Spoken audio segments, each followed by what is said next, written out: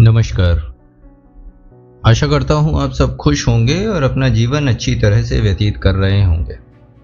तो आज हम हाजिर हैं अपना नया चैप्टर अध्याय 4 लेकर, जिसका टाइटल शायद मैंने लास्ट डिस्कशन में बोला भी था, दैट इज पैशन। एक ऐसा शब्द जो हमारे जीवन को शायद एक दिशा दे सकता है। ये चैप्टर बहुत ही महत्वपूर्ण होने वाला है। चलिए स्टार्ट करते हैं। हम वही हैं जो हम बार बार करते हैं। एरिस्टोटल ने कहा था, excellence then is not an act but a habit. सबसे पहले शुरुआत करते हैं फ्लो के बारे में। What is flow? ऐसा बोला जाता है, we should go with the flow. So here it starts. Imagine करें कि आप स्कीइंग कर रहे हैं। पाउडर की तरह आपके दोनों तरफ बर्फ उड़ रही है। आप पूर्णतः स्कीइंग पर फोकस्ड हैं। आपको पता है कि हर मोमेंट में आपको कैसे मूव करना है। ना फ्यूचर की चिंता है, ना पास्ट का विचार है। सिर्फ वर्तमान है और वर्तमान में आप हैं। आप पूर्णतः इस एक्सपीरियंस में हैं, सारे डिस्ट्रैक्शंस से दूर। आपकी ईगो खत्म। ब्रूस ली कहते हैं कि बी वाटर माय फ्रेंड। हम सब यह महसूस करते हैं कि समय कितना जल्दी खत्म हो जाता है जब हम कुछ करना पसंद करने लगते हैं। फिर कुछ लोगों के लिए कुकिंग एंजॉय करना हो, या किसी के लिए कोई किताब पढ़ते पढ़ते कब दोपहर से शाम हो जाए और खाने तक का होश ना रहे। अपने किसी व्यक्ति विशेष को ही ले लीजिए, जिनसे बातें करने में आप मग्न हो रखे हैं। समय का पता नहीं है और आप मनी मन गुनगुना रहे हैं कि अभी ना जाओ छोड़ के, ये दिल अभी भरा नहीं। समय का पता नहीं है आप कितना समय बात कर चुके हैं या कितना समय व्यतीत कर चुके हैं। आपको समय का कोई आइडिया नहीं है। कहने का मतलब, जब किसी काम को करना आप एंजॉय करने लगते हैं, आपको समय का अंदाजा नहीं होता। पानी में होते हुए पानी के दाब के कारण हमारा शरीर थक जाता है, दर्द होता है, लेकिन हमें महसूस नहीं होता अगले दिन तक, जब तक मसल्स में दर्द नहीं होता। इसके विपरीत भी हो सकता है। जब हम कोई ऐसा काम कर रहे हों जिसमें मन ना लगता हो, 1-2 मिनट एक जिंदगी के समान लगता है वो काम, और हमारी नजर घड़ी की सुई पर अटकी रहती है। आइंस्टीन कहते हैं कि स्टोव पर अपना हाथ 1 मिनट रखें। आपका वो 1 मिनट आपको कई घंटों के समान लगेगा, और वहीं आप किसी खूबसूरत लड़की के साथ हैं तो समय कब निकल जाएगा पता नहीं चलेगा। This is relativity, very scientific, right? ऐसा क्या है कि कुछ काम ऐसे हैं जिनको करते समय हम सारी चिंताएं, दुख, दर्द भूल जाते हैं। अब हम चर्चा करते हैं पावर ऑफ फ्लो के बारे में।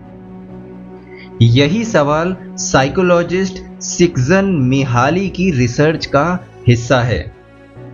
पूर्णतः उसमें डूब जाओ जो कर रहे हो। इसी को स्टेट ऑफ फ्लो कहते हैं, और इसी से प्लेजर, क्रिएटिविटी आपकी जिंदगी में आते हैं। खुश रहने की, इकिगाई प्राप्त करने की कोई रेसिपी नहीं है। हाँ, की इंग्रेडिएंट्स इसका स्टेट ऑफ फ्लो है। इस अवस्था के द्वारा ऑप्टिमल एक्सपीरियंस आता है। ऑप्टिमल एक्सपीरियंस के लिए हमें अपना समय उन चीजों को देना होगा जो हमें स्टेट ऑफ फ्लो में लाती हैं, ना कि ऐसे कृत्य जो क्षणिक सुख देते हैं, जैसे खूब सारा खाना खाना, दारू पीना, टीवी के सामने बैठकर चॉकलेट खाना। अपनी किताब साइकोलॉजी ऑफ ऑप्टिमल एक्सपीरियंस में सिक्सन-मिहाली बताते हैं कि स्टेट ऑफ फ्लो मीन्स कुछ भी मैटर ना करे, आप उस काम को इतना एंजॉय करें, ग्रेटर कॉस्ट पर भी आप उसको करने की चाह रखें। ऐसा नहीं है कि क्रिएटिव प्रोफेशनल्स को ही हाई कंसंट्रेशन की ज़रूरत है ऐसा करने के लिए। Most athletes, chess players, engineers, ये सब भी अपना समय ऐसे स्टेट में पहुंचने के लिए देते हैं। चेस प्लेयर जब स्टेट ऑफ फ्लो में आता है तो वह भी वही महसूस करता है जो मैथमेटिशियन फॉर्मूले पर काम करते हुए, डॉक्टर ऑपरेशन करते हुए महसूस करता है। प्रोफेसर सिग्जन मिहाली कहते हैं कि फ्लो सेम है लोगों के बीच।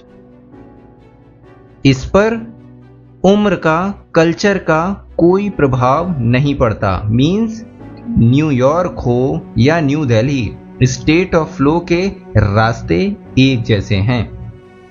लेकिन ऐसा क्या होता है जब हम ऐसी अवस्था में होते हैं? आइए देखते हैं। जब हम ऐसी अवस्था में होते हैं, हम फोकस्ड होते हैं कंक्रीट टास्क पर विदाउट एनी डिस्ट्रैक्शन। दिमाग हमारा ऑर्डर्ड होता है। इसके विपरीत होता है जब हम कर कुछ और रहे होते हैं और दिमाग बोल कुछ और रहा होता है। अगर कुछ अति महत्वपूर्ण काम करते हुए आप फोकस नहीं कर पा रहे हैं तो कुछ स्ट्रेटजीज हैं जिससे फ्लो अचीव किया जा सकता है। अब हम बात करते हैं 7 कंडीशंस की जिसके द्वारा फ्लो को अचीव किया जा सकता है। सबसे पहले फ्लो अचीव करने के लिए कुछ रिक्विजिट्स हैं, कुछ रिक्वायरमेंट्स हैं, हम उनकी चर्चा करते हैं। पहली रिक्वायरमेंट ये कि आपको पता हो कि करना क्या है। दूसरी रिक्वायरमेंट ये कि करना कैसे है। तीसरी रिक्वायरमेंट, आप यदि कर रहे हैं तो कितना अच्छा कर रहे हैं। चौथी रिक्वायरमेंट, करने का रास्ता तो पता हो। पांचवी रिक्वायरमेंट, थोड़े चैलेंजेस का पूर्वानुमान हो। छठी रिक्वायरमेंट, क्या स्किल चाहिए आपको, इसका अनुमान आपको हो। सातवीं रिक्वायरमेंट, आप डिस्ट्रैक्शंस से फ्री हो, मुक्त हो। अब हम अपनी स्ट्रेटजीज पर आते हैं। चलिए डिस्कस करते हैं अपनी पहली स्ट्रेटजी। शेफर मॉडल कहता है कि हमें डिफरेंट टास्क चुनने चाहिए जो हमारे कंट्रोल जोन से बाहर हों लेकिन उनको करने के चांस भी हों। हर टास्क में एक सेट ऑफ रूल होता है। हमें टास्क के अनुसार स्किल भी चाहिए। अगर रूल्स बहुत बेसिक होंगे हमारी स्किल के अनुसार तो हम बोर हो जाएंगे। अगर एक्टिविटी बहुत सरल है तो भी हम उदास हो जाएंगे। एग्जाम्पल के तौर पर इंडियन क्रिकेट मैच को ही ले लीजिए, जब हम स्कॉटलैंड, यूएई जैसी टीमों के खिलाफ खेलते हैं, और दूसरी तरफ इंडिया का मैच यदि ऑस्ट्रेलिया के खिलाफ हो और मैच बड़ा कांटे की टक्कर का हो, नेक टू नेक हो। यदि टास्क बहुत कठिन है हमारी स्किल के अनुसार तो हम गिव अप कर देंगे। Ideal situation is middle path, थोड़ा हमारी एबिलिटीज के अनुसार लेकिन थोड़ा चैलेंजिंग भी। बर्टलैंड रसल कहते हैं कि to be able to concentrate for considerable amount of time is essential to difficult achievements. अगर आप ग्राफिक डिजाइनर हो तो न्यू सॉफ्टवेयर प्रोग्राम सीखो न्यू प्रोजेक्ट्स के लिए। प्रोग्रामर हो तो नई लैंग्वेज सीखो। डांसर हो तो कुछ नए स्टेप्स ऐड करो। मीन्स थोड़ा खुद को पुश करो और अपने कंफर्ट जोन से बाहर आने का प्रयास करते रहो। लेकिन कुछ सरल करने के लिए भी कुछ नियम हैं।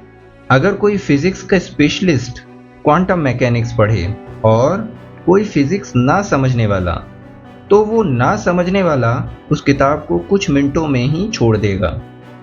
अगर स्पेशलिस्ट को पहले से ही पता हो कि किताब क्या बताएगी तो वो पढ़ेगा ही नहीं। हाँ, अगर किताब पढ़ने से एप्रोप्रिएट नॉलेज मिले, कॉन्सेप्ट्स और मजबूत हों, क्यों स्पेशलिस्ट उस किताब को पढ़ना नहीं चाहेगा, और शायद उसको समय का पता भी नहीं चलेगा। Finally state of flow achieve होगा। कहने का तात्पर्य यह है, यदि टास्क इजी है तो बोरिंग हो जाएगा, यदि टास्क चैलेंजिंग है तो फ्लो आएगा, यदि टास्क आपकी एबिलिटीज के बियॉन्ड है तो सिर्फ और सिर्फ एंग्जाइटी आएगी। स्ट्रेटजी टू में हमारा फोकस है कंक्रीट ऑब्जेक्टिव पर, clear and concrete objective. Video games या कोई स्पोर्ट ही ले लीजिए, ये सब फ्लो अटेन करने के लिए बेस्ट टूल्स हैं। अपने राइवल को हराओ या अपने पुराने बेस्ट से आगे निकलो, एक सेट ऑफ रूल्स को फॉलो करते हुए। दुर्भाग्यवश कई बार हमारे ऑब्जेक्टिव्स क्लियर ही नहीं होते हैं।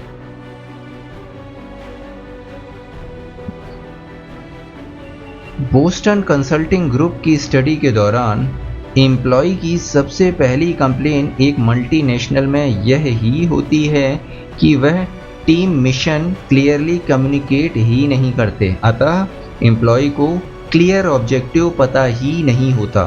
बड़ी कंपनी में एग्जीक्यूटिव्स प्लानिंग एंड स्ट्रेटजीज बनाने में, फैक्ट्स को छुपाने में लगे रहते हैं क्योंकि ऑब्जेक्टिव क्लियर नहीं होता है। यह ऐसा हो गया मानो कि मैप के साथ आप समुद्र में हैं लेकिन डेस्टिनेशन नहीं पता, ऑब्जेक्टिव नहीं पता, जबकि कंपास जो कॉन्क्रीट ऑब्जेक्टिव बता रहा होना चाहिए। जोइतो और होव अपनी किताब how to survive one faster future में लिखते हैं कि अनजान दुनिया में जो बहुत तेज भाग रही है, डिटेल्ड मैप आपको दुविधाओं में डाल सकता है। एक अच्छा कंपास आपको हमेशा वहां ले जाएगा जहां आप जाना चाहते हैं। तात्पर्य यह है कि पाथ हो सकता है स्ट्रेट हो या ना हो, लेकिन अगर प्री प्लान्ड रूट फॉलो किया तो आप जल्दी ही डेस्टिनेशन पर पहुंचेंगे। जैसे क्रिएटिव प्रोफेशन में या एजुकेशन में ऑब्जेक्टिव डिफाइन किया जाता है, हमें कुछ सवाल खुद से पूछने चाहिए। आज के सेशन का ऑब्जेक्टिव क्या है? मैं कितने शब्द लिखने जा रहा हूं अगले माह आने वाले आर्टिकल के लिए? मेरी टीम का मिशन क्या है? ऑब्जेक्टिव क्लियर होना फ्लो अचीवमेंट के लिए आवश्यक है, लेकिन यह भी ध्यान देना होगा कि how to leave it behind अगर हम लैग कर रहे हैं तो।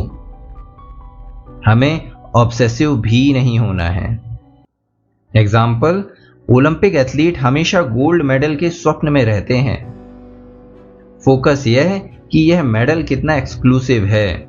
ऐसा कोई भी विचार कि जीता तो पेरेंट्स को मेडल दिखाऊंगा या कोई और विचार उन पर हावी नहीं होता। अगर कोई और विचार हावी हुआ तो क्रिटिकल मोमेंट पर मिस्टेक कमिट हो सकती है और कंपटीशन में जीतने का सपना राख हो सकता है। अर्जुन और चिड़िया की आंख का उदाहरण हम सब ने सुना ही है। एग्जाम्पल के तौर पर, एक लेखिका को अपनी किताब 3 माह में लिखनी है, लेकिन उसको लेकर वह ऑब्सेस्ड है। डेली वह यही सोचते हुए उठती है, सफाई करती है, न्यूज़पेपर पढ़ती है और हर रोज शाम को फ्रस्ट्रेटेड होकर अगले दिन के लिए खुद से फिर प्रॉमिस करती है। दिन, हफ्ते और महीने निकलते जाते हैं, लेकिन लेखिका कुछ भी लिख नहीं पाती हैं। अर्थात जब आप अपना फर्स्ट स्टेप ही लें, छोटा ही सही, आपकी एंग्जाइटी खत्म होती है, आप फ्लो की तरफ आने लगते हैं। एल्बर्ट आइंस्टीन कहते हैं कि a happy man is too satisfied with present to dwell on future. Strategy 3, concentrate on single task. आज के समय में सबसे बड़ी दुविधा है technology. So much technology, so much distraction. हम YouTube पर वीडियो सुन रहे हैं, साथ में मेल भी लिख रहे हैं। अचानक से एक चैट प्रॉम्प्ट पॉपअप होता है और हम उसे आंसर करते हैं। हमारा स्मार्टफोन वाइब्रेट, उसको आंसर करने के बाद हम फेसबुक पर लॉगिन कर लेते हैं। आधा घंटा ही होता है कि हम वह ईमेल जो लिख रहे थे उसे भूल चुके होते हैं। ऐसा डिनर टाइम में मूवी देखते हुए भी होता है। सब्जी का स्वाद स्वादिष्ट थी कि नहीं हम नोटिस ही नहीं कर पाते। हम सोचते हैं कि कई टास्क एक साथ करने से समय बचेगा, लेकिन साइंटिफिक फैक्ट्स हैं कि इसका प्रभाव उल्टा पड़ता है। इवन जो लोग मल्टीटास्किंग होते हैं वह भी बहुत प्रोडक्टिव हों जरूरी नहीं। In fact they are least productive people, research says. हमारा मस्तिष्क मिलियंस ऑफ बिट्स इंफॉर्मेशन ले सकता है, लेकिन प्रोसेस केवल डोजेंस ऑफ इंफॉर्मेशन पर सेकेंड ही कर सकता है। मल्टीटास्किंग का मतलब switching back and fourth between task जल्दी जल्दी चेंज करना। खेद की बात यह है कि हम कंप्यूटर नहीं हैं। हम सारी एनर्जी अल्टरनेटिंग बिटवीन टास्क्स में लगा देते हैं एक की अपेक्षा। Concentrating on single one thing at a time may be single most important factor in achieving flow. Task पर फोकस करने के लिए हमें चाहिए डिस्ट्रैक्शन फ्री एनवायरनमेंट। हम हर क्षण क्या कर रहे हैं उस टेक्नोलॉजी इज ग्रेट अगर आपका कंट्रोल है उस पर, ना कि उसका आपके ऊपर। एग्जाम्पल के तौर पर गूगल को यूज करें जानकारी अर्जित करने के लिए, बट अगर आप डिसिप्लिन्ड नहीं हैं तो आप गूगल से जानकारी लेने के दौरान ही सर्फिंग स्टार्ट कर देते हैं। आपका फ्लो गूगल या इंटरनेट ने ले लिया। अगर हम कई टास्क एक साथ करते हैं तो हम समय बर्बाद करते हैं, मिस्टेक्स कमिट करते हैं और क्या किया यह भी याद नहीं रख पाते। स्टैनफोर्ड यूनिवर्सिटी की एक रिसर्च बताती है कि हम एपिडेमिक ऑफ मल्टीटास्किंग से ग्रसित हैं। एक ऐसी स्टडी में 100 स्टूडेंट्स के बिहेवियर को चेक किया गया। पहले उनको ग्रुप में बांटा गया अनुसार कि कितने काम वह एक साथ कर सकते हैं। जो स्टूडेंट्स मल्टीटास्किंग थे वो 4 टास्क एक साथ कर पा रहे थे। एग्जाम्पल के तौर पर नोट्स बनाना, किताब पढ़ने के साथ साथ पॉडकास्ट सुनना, स्मार्टफोन आंसर करना, ट्विटर अकाउंट चेक करना इत्यादि। सभी ग्रुप्स को एक स्क्रीन दिखाई गई जिसमें कई लाल और नीले एरोज थे और उनको लाल एरोज काउंट करने को बोला गया। शुरुआत में सभी स्टूडेंट्स करेक्ट आंसर देते हैं, लेकिन जैसे ही ब्लू एरो इंक्रीज होते हैं और रेड एरोज की सिर्फ पोजीशन चेंज होती है, जो स्टूडेंट्स मल्टीटास्किंग थे उनको गिवन टाइम में एरो काउंट करने में परेशानी होती है, क्योंकि वे ब्लू एरोज के द्वारा डिस्ट्रैक्ट होते हैं, क्योंकि उनका मस्तिष्क हर स्टिमुलस को इंपॉर्टेंस देता है। कुछ स्टडी बताते हैं कि कई चीज़ों को करना और एक साथ करना हमारी प्रोडक्टिविटी को 60% और आईक्यू को 10 पॉइंट्स से कम करता है। Swedish council for working life and social research की स्टडी जिसमें उन्होंने 4000 लोग जिनकी उम्र 20 से 24 के बीच थी और स्मार्टफोन एडिक्टेड थे, उन्हें नींद कम आती है, समाज का हिस्सा नहीं है और डिप्रेशन के सिम्टम्स भी हैं। अब हम अंतर देखते हैं सिंगल टास्किंग और मल्टीटास्किंग लोगों के बीच में। सिंगल टास्किंग लोगों के लिए फ्लो अचीव करना सरल है, प्रोडक्टिविटी ज़्यादा है जैसा कि हमने देखा, पावर ऑफ रिटेंशन ज़्यादा है, मिस्टेक्स कमिट कम होती हैं, काम एंड कंट्रोल्ड रहते हैं, क्रिएटिविटी इंक्रीज होती है। मल्टीटास्किंग में ये सारी चीज़ें नहीं होती। तो अपने दिमाग को एक टास्क के लिए कैसे मनाएं? These are few ideas. Don't look at any kind of screen. सोने से 1 घंटे पहले या उठने के 1 आवर बाद तक। यदि टास्क ज़्यादा इंपॉर्टेंट है तो अपना फ़ोन स्विच ऑफ कर दें। अगर यह एक्सट्रीम लगे तो डोंट डिस्टर्ब फंक्शन इनेबल कर दें। सप्ताह का एक दिन टेक्नोलॉजिकल फास्टिंग करें। ऐसे कैफे में जाएं जहां वाईफाई ही ना हो। ईमेल दिन में 1 या 2 बार ही पढ़ें और उनका समय निश्चित करें। Pomodoro technique, 25 minute focused work करें और फिर 5 मिनट का ब्रेक लें। अपने दिमाग को प्रेजेंट में रखें जिससे आप फोकस्ड रहेंगे और डिस्ट्रैक्टेड नहीं होंगे। मेडिटेशन करें, स्विमिंग करें और गो फॉर अ वॉक, जो भी आपको फोकस्ड होने में मदद करे। अपना वर्क स्पेस ऐसा बनाएं जिससे आप डिस्ट्रैक्ट ना हों। अगर ऐसा ना हो तो लाइब्रेरी जाएं, कैफे जाएं। हर एक्टिविटी को ग्रुप में डिवाइड करें और हर ग्रुप को समय दें। एग्जाम्पल के तौर पर अगर आप मैगजीन आर्टिकल लिख रहे हैं तो आप सुबह रिसर्च करें, नोट्स बनाएं, दोपहर में लिखें, रात में एडिटिंग करें। रूटीन टास्क एक साथ करें। एग्जाम्पल के तौर पर इनवॉइस भेजना, कॉल करना एंड सो ऑन। अब कुछ फ्लो और डिस्ट्रैक्शंस के बारे में। जब आप फ्लो में होते हैं तो आपका माइंड फोकस्ड होता है, आप वर्तमान में जी रहे होते हैं, आप चिंताओं से दूर होते हैं। घंटों बीत जाते हैं, आपको पता नहीं चलता। आपके ऊपर आपका कंट्रोल होता है, हर क्षण पता होता है कि हम कर क्या रहे हैं। दिमाग शांत होता है, ईगो का ना होना होता है और एक बड़ी प्लीजेंट सी फीलिंग होती है। अब हम जापानीज लोगों में फ्लो के बारे में डिस्कशन करने जा रहे हैं। जापान में फ्लो का मतलब क्या है, क्या तात्पर्य है फ्लो का जापान में। टाकुमी, जिसका मतलब जापानी में है आर्टिजियंस। इंजीनियर्स, इन्वेंटर्स, उटेकस, उटेकस बोले तो जो एनिमेशन के फैन टाइप के लोग हैं। इन सब में जो कॉमन है वह यह है कि वे फ्लो के महत्व को अपने इकिगाई के साथ जानते हैं। जापानी लोगों के बारे में कहा जाता है कि वे बहुत हार्ड वर्किंग और डेडिकेटेड होते हैं। जापानीज कहते हैं कि हम इतना भी हार्ड वर्किंग नहीं होते जितना हम दिखते हैं। उनकी दृढ़ता प्रॉब्लम सॉल्व करने की उन्हें बेस्ट बनाती है।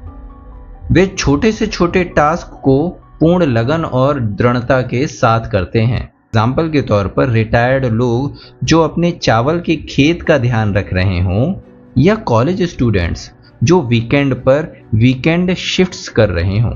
अगर आप जापान जाएं तो नाहा कानाजावा क्योटो के हैंडीक्राफ्ट स्टोर जरूर जाएं। आप यह भी पाएंगे कि जापानी ट्रेडिशनल क्राफ्ट वर्क में भी महारथी हैं। जापानीज नई टेक्नोलॉजी डेवलप करने के साथ साथ अपने आर्टिजियन टेक्निक्स और ट्रेडिशन भी साथ रखे हुए हैं। आर्ट ऑफ टाकुमी, टाकुमी की कलाकारी के बारे में अब हम जानते हैं। टाकुमी आर्टिजियंस लोग जापान में।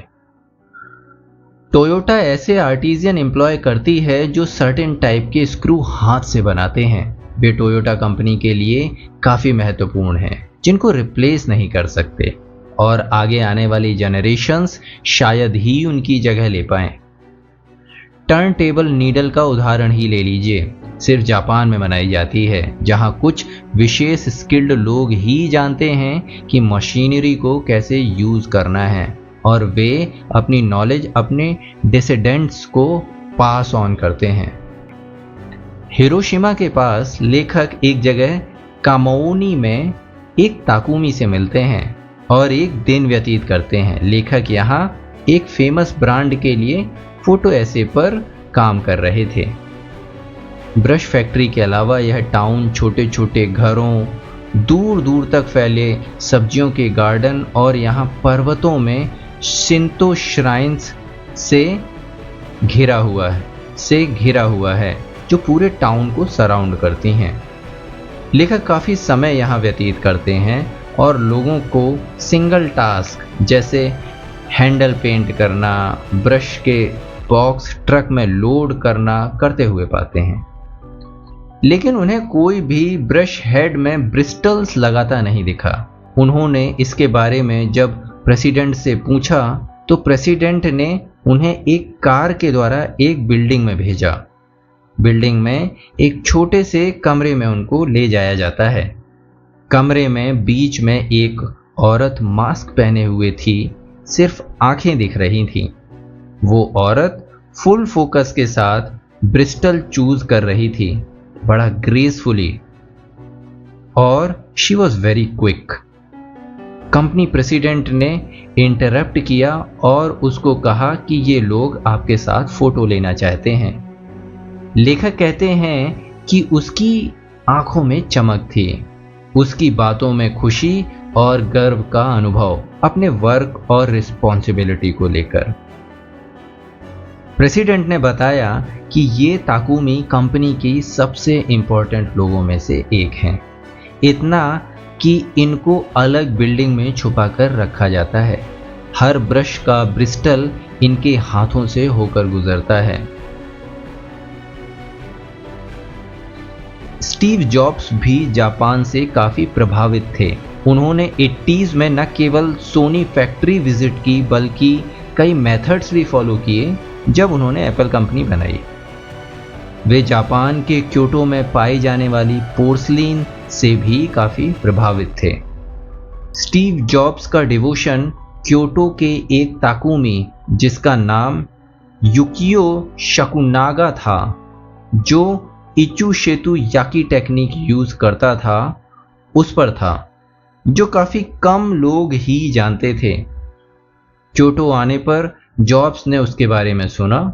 उन्होंने उसके कई कप्स, प्लेट्स लिए और शाकुनागा के एग्जीबिशंस में भी वे कई बार गए। जॉब्स इंस्पिरेशन की खोज में कई बार जापान आए, शाकुनागा से मिले, उसके फैब्रिकेशन मेथड्स के बारे में, पोर्सलिन के टाइप्स के बारे में जानकारी भी हासिल की। शाकुनागा बताता है कि वह सफेद चीनी मिट्टी यूज करता है, जो वह खुद टोयामा के पहाड़ों से निकाल कर लाता है, जो उसे एक लौता ऐसा करने वाला आर्टिस्ट या ताकुमी बनाती है। जॉब्स की मृत्यु के बाद शाकुनागा एक इंटरव्यू में कहते हैं कि वह काफी खुश हैं कि उनका काम जॉब्स ने सराहा। जॉब्स ने उनसे लास्ट में 12 टी कप्स खरीदे थे, जो उन्होंने जॉब्स के कहने पर न्यू स्टाइल से बनाए थे। अपनी फर्स्ट ट्रिप से ही जॉब्स जापान के आर्टिजियंस, इंजीनियर्स और ज़ेन फिलॉसफी और कुजीन से फैसिनेटेड थे। अब बात करते हैं जापान के लोगों की सोफिस्टिकेटेड सिंप्लिसिटी की। जापान के आर्टिजियन, इंजीनियर्स, ज़ेन फिलॉसफी और कुजीन सब में एक चीज जो कॉमन है वह है simplicity and detailing. Sophisticated simplicity जो ऑब्जेक्ट, बॉडी, माइंड और कुजीन को नेक्स्ट लेवल पर लेकर जाए, यही तो इकिगाई है। जीरो ड्रीम्स की सुशी डॉक्यूमेंट्री एक उदाहरण है, जिसमें जीरो सुशी बनाते हैं 8 वर्षों से। उनका रेस्टोरेंट गिंजा सबवे स्टेशन टोक्यो के पास है। जीरो और उसका पुत्र हर रोज फेमस सूजी फिश मार्केट जाते हैं और बेस्ट फिश अपने रेस्टोरेंट में लेकर आते हैं।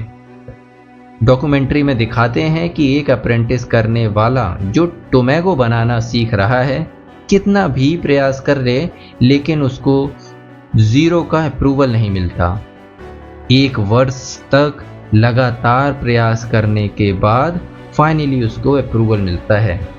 तो फिर क्यों वह अपनी अप्रेंटिस छोड़ नहीं देता? रोज ऑमलेट बनाने से बोर नहीं होता? उत्तर है सुशी बनाना उसका इकिगाई है। जीरो और उसका पुत्र बोर नहीं होते, किचन में रहना वे एंजॉय करते हैं और उन्हें समय का भी पता नहीं चलता। वे शांत एनवायरनमेंट में अपना रेस्टोरेंट चलाते हैं। शांत एनवायरनमेंट उन्हें फोकस करने में मदद करता है। 3 स्टार रेटिंग के बावजूद भी वे बिजनेस और लोकेशन चेंज नहीं करना चाहते। वे सिर्फ पैसा बनाने के बारे में नहीं सोचते, बल्कि वे good working condition, achieving flow पर फोकस करते हैं, दुनिया की बेस्ट सुशी बनाते हुए। जीरो शाकुनागा दोनों ही अपना काम सोर्स से शुरू करते हैं, एकदम बेसिक से शुरू करते हैं। एक फिश मार्केट जाता है बेस्ट फिश के लिए, तो दूसरा पहाड़ पर बेस्ट पोर्सलिन के लिए। जब वे काम स्टार्ट करते हैं तो वे दोनों एक ही होते हैं अपने ऑब्जेक्ट के क्रिएशन को लेकर। ये कनेक्शन उन्हें फ्लो अचीव करने में मदद करता है। जापान में शिंटोइज्म में कहा जाता है कि जंगल, पेड़ पौधे, वस्तुएं में भी स्पिरिट ऑफ गॉड है। जब कोई आर्टिस्ट, इंजीनियर, शेफ कुछ बनाता है तो वह कोशिश करता है कि प्रकृति को जीवंत किया जाए, उसे लाइफ दी जाए, उसे बगैर नुकसान पहुंचाए हुए। जैसे कोई लोहार बोले कि मेटल में जीवन है। जापान के लोग प्रकृति और टेक्नोलॉजी को साथ में लेकर चलने में स्किल्ड हैं। It's not like man versus nature, but it's union of two. आइए अब ऐसे डायरेक्टर का उदाहरण लेते हैं जो अपनी एनिमेशन फिल्म्स के लिए बहुत ज़्यादा पैशनेट है। अपनी फिल्म्स में वो दिखाते हैं कि शिंटो वैल्यू, नेचर के साथ कनेक्शन खत्म हो रहा है। उनका नाम है हायाओ मियाजाकी फ्रॉम स्टूडियो गिबिली। उनकी हर फिल्म में हम ह्यूमन, टेक्नोलॉजी, फैंटेसी और नेचर को देखते हैं, और उनके बीच होने वाली कॉन्फ्लिक्ट्स को भी। उनकी फिल्म्स में जंगलों की पर्सनैलिटी है, पेड़ों के पास फीलिंग है। जापान की सरकार में उन्हें नेशनल ट्रेजर घोषित किया गया है, इतना एब्जॉर्ब्ड होने के कारण अपनी कला में। लेट 90s का सेलफोन यूज करते हैं, अपनी पूरी टीम को हाथ से ड्रॉ करने को कहते हैं, छोटी छोटी सी डिटेल्स पेपर पर लिखते हैं, क्योंकि उससे फ्लो आता है, कंप्यूटर से नहीं। इस ऑब्सेशन के लिए धन्यवाद, क्योंकि स्टूडियो गिबली दुनिया का एकमात्र ऐसा स्टूडियो है जहां इंटायर प्रोडक्शन ट्रेडिशनल टेक्निक्स से द्वारा किया जाता है। वे लोग जो स्टूडियो गिबली विजिट किए हैं, वे जानते हैं कि संडे के दिन स्टूडियो में व्यक्ति एक कोने में सिंपल क्लॉथ्स के साथ बैठा मिल सकता है।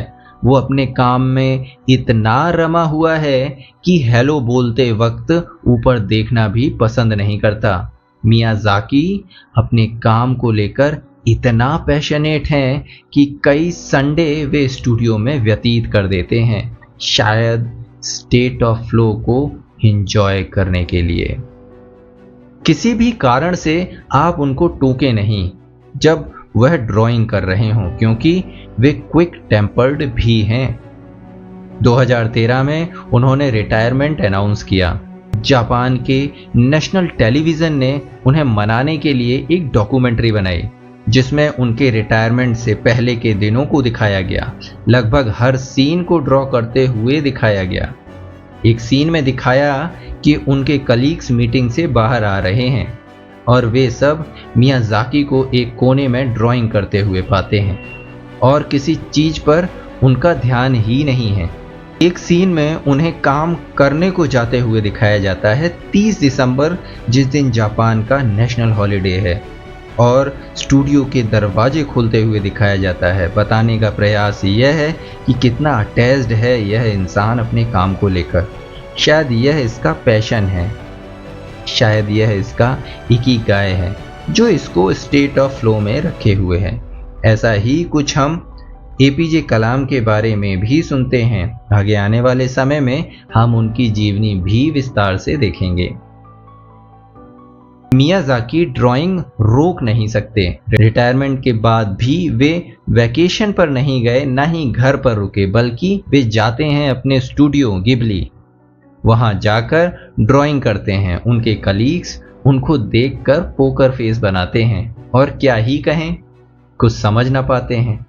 एक साल बाद वे डिसाइड करते हैं कि अब वह कोई और फिल्म नहीं बनाएंगे, बल्कि ड्राइंग करते रहेंगे अपने अंत तक। अब आप स्वयं विचार करें क्या कोई सच में रिटायर होता है? यदि वो अपने काम को लेकर पैशनेट है तो क्या पैशन फॉलो करना एकांकी होना भी है? आइए देखते हैं। ये सिर्फ जापानी लोगों के बारे में ही नहीं, उन सबके बारे में है जिनके पास स्ट्रॉन्ग इकिगाई है। फिर वो आर्टिस्ट हों, साइंटिस्ट हों, वे सब वो करना चाहते हैं जो उन्हें पसंद है अपने अंत तक। आइंस्टीन ने मृत्यु से पहले फॉर्मूला लिखा जो सारे ब्रह्मांड के फोर्सेस को एक सिंगल थ्योरी में जोड़ता है। जब उनकी मृत्यु हुई तब भी वह कर रहे थे जो उन्हें पसंद था। वे कहते थे कि अगर मैं फिजिसिस्ट ना होता तो मैं म्यूजिशियन होता। जब वे फिजिक्स और मैथ्स पर फोकस नहीं कर पाते थे तब वे वायलिन बजाना पसंद करते थे। स्टेट ऑफ फ्लो उन्हें म्यूजिक और फॉर्मूलाज पर काम करते हुए मिलता था।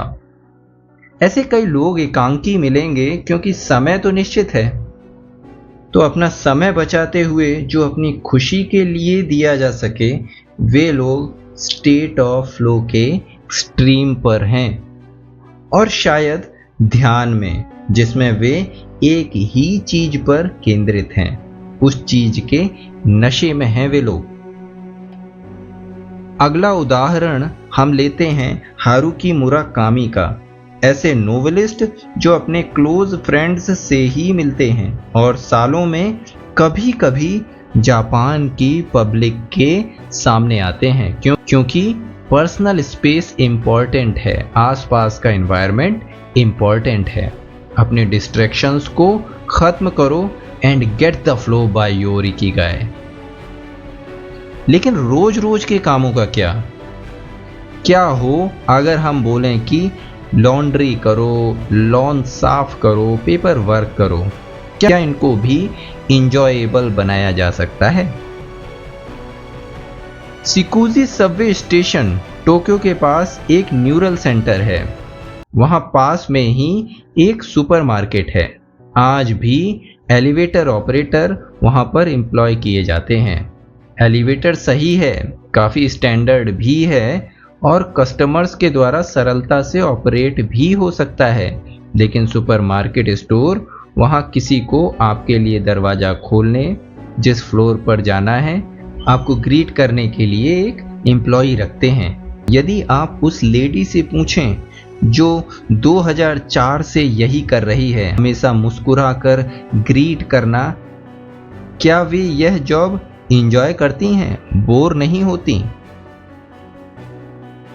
सिक्जन मिहाली इसको माइक्रो फ्लो कहते हैं। हम सब कभी ना कभी क्लास में, कॉन्फ्रेंस में काम करते हुए बोर होते ही हैं। फिर हम डॉडलिंग यानी छोटे से पेज पर चित्रकारी करना, रेखाएं खींचना या गाने गुनगुनाना मन ही मन में शुरू कर देते हैं। इन शॉर्ट, अगर हमको टास्क करते समय चैलेंजेस नहीं मिलेंगे तो हम बोर होंगे ही। रूटीन टास्क पर फोकस करना इन छोटी छोटी सी चीज़ों को करते हुए हमें टास्क कंप्लीशन में मदद भी करता है और हम इंजॉय भी करते हैं। इवन बिल गेट्स रात को डिशेस साफ करते हैं अपने घर की, क्योंकि वे उसे इंजॉय करते हैं। इससे वे रिलैक्स होते हैं, दिमाग शांत करते हैं, दिन प्रतिदिन और बेटर करने का प्रयास करते हैं। डब्ल्यू डेनियल हिली, founder of a super computer manufacturing thinking machine, ने रिचर्ड फेमैन जाने माने फिजिसिस्ट को जॉब के लिए हायर किया, कंप्यूटर की पैरेलल प्रोसेसिंग पर काम करने के लिए। फेमैन पहले दिन जाते हैं और कहते हैं, okay boss, what's my assignment. Company अभी उनका काम डिसाइड नहीं कर पाई थी तो उन्हें मैथ्स के कॉम्प्लेक्स प्रॉब्लम सॉल्व करने को कहती है।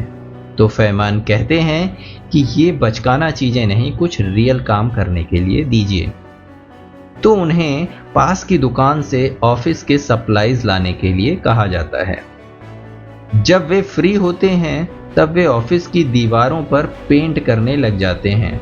कुछ हफ्तों के बाद group of investors thinking machine के ऑफिस को विजिट करते हैं और कहते हैं कि आपके यहाँ एक नोबेल प्राइज लॉरेट दीवार पर पेंट करते हैं, सोल्डरिंग के सर्किट्स जोड़ते हैं, हम उनसे मिलना चाहते हैं। एग्जाम्पल के थ्रू बताने की कोशिश ये की जा रही है कि फेमन अपने फ्लो को अचीव करने के लिए अपने को कितना इन्वॉल्व रखते हैं, फिर वो चाहे फिजिक्स हो या दीवारों पर पेंट करना, ही एंजॉय दोज थिंग्स। अपने माइंड को ट्रेन करें, मेडिटेशन करके स्टेट ऑफ फ्लो में आसानी से पहुंच सकते हैं। मेडिटेशन कई तरीके के हैं, लेकिन ऑब्जेक्टिव दिमाग को शांत करना ही है, अपने विचार, अपने भावनाओं को कंट्रोल करना और चित्त को एकाग्र करना ही है। और इसे कोई भी कर सकता है। अंतर एक सेशन के बाद ही महसूस होने लगेगा।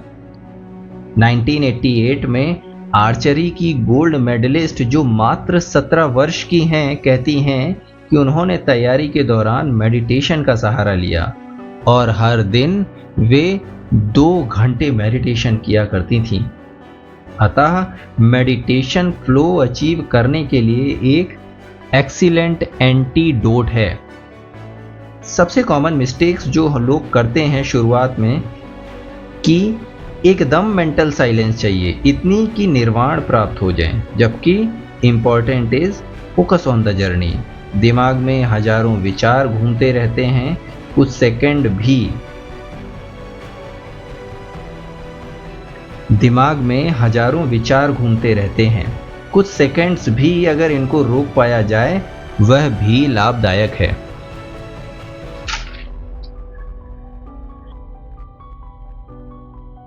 मेडिटेट करते समय किसी चीज को ना सोचें, यदि विचार आए तो पास ऑन होने दें, एक विचार ही तो है। मेडिटेशन अल्फा और थीटा ब्रेन वेव्स जनरेट करता है। ये वेव्स हमारे सोने से ठीक पहले भी एक्टिवेट होती हैं, जब हम सूर्य की रोशनी में लेटते हैं और हॉट बाथ के बाद भी। लेकिन हम रिचुअल्स से बंधे हुए हैं। हमारी लाइफ का अहम हिस्सा है रिचुअल्स। कुछ मॉडर्न कल्चर में हम रिचुअल्स या रीत रिवाजों को छोड़कर सक्सेसफुल होने पर फोकस्ड हैं, लेकिन शुरुआत से ही इंसान व्यस्त था। शिकार करना है, कुकिंग करना है, फार्मिंग हो, फैमिली का ध्यान हो, ये सब ऐसे एक्टिविटीज़ हैं जो दिन भर हमें व्यस्त रखते हैं। लेकिन जापान में ये रिचुअल्स थोड़ा अनयूजुअल हैं। जापान में धर्मों में, फिर वो बुद्धिज्म हो, शिंटोइज्म हो, कन्फ्यूशियनिज्म हो, सबका एक ही रिचुअल है और वह उनके एब्सोल्यूट रूल से ज़्यादा महत्वपूर्ण है। जापान में प्रोसेस, मैनर्स, काम कैसे करते हैं, यह फाइनल रिजल्ट से ज़्यादा ज़रूरी है। निर्विवाद हम यह कह सकते हैं कि रिचुअलिस्टिक वर्कप्लेस में फ्लो अचीव करना आसान होता है। रिचुअल्स हमें क्लियर रूल्स, ऑब्जेक्टिव्स देते हैं जो स्टेट ऑफ फ्लो के लिए ज़रूरी है। अगर कोई बड़ा गोल है जिसको सोचकर डर लगे तो रिचुअल्स हमें प्रोसेस देते हैं, उसको सब पार्ट्स में डिवाइड करते हैं, फिर एक एक करके पार्ट्स पर आते हैं। अपने डेली रिचुअल्स एंजॉय करें, ये आपको स्टेट ऑफ फ्लो लाने में सहायक होंगे। आउटकम पर फोकस ना करें, इट विल कम नेचुरली। खुशी कर्म करने में है, परिणाम पर ध्यान केंद्रित करने में नहीं। खुश लोग वो नहीं जिन्होंने ऑलमोस्ट सब कुछ अपनी जिंदगी में पाया हो, बल्कि वे हैं जिन्होंने अपना टाइम स्टेट ऑफ फ्लो को ज़्यादा दिया हो। फ्लो को अपने इकिगाई को ढूंढने के लिए उपयोग करें। फ्लो को अपने इकिगाई को ढूंढने के लिए उपयोग करें।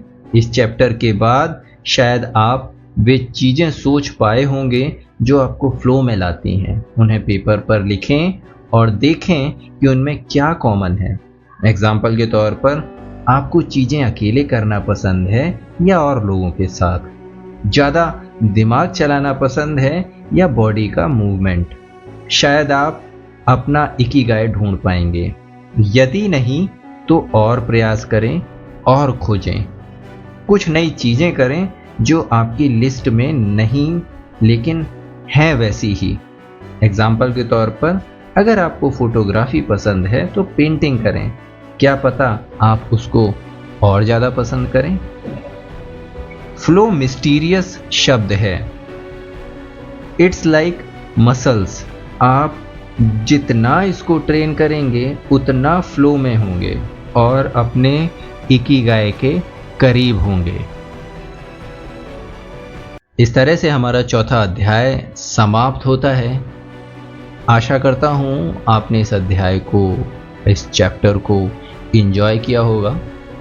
अब हम मिलेंगे अपने नेक्स्ट चैप्टर में नेक्स्ट वीकेंड। धन्यवाद।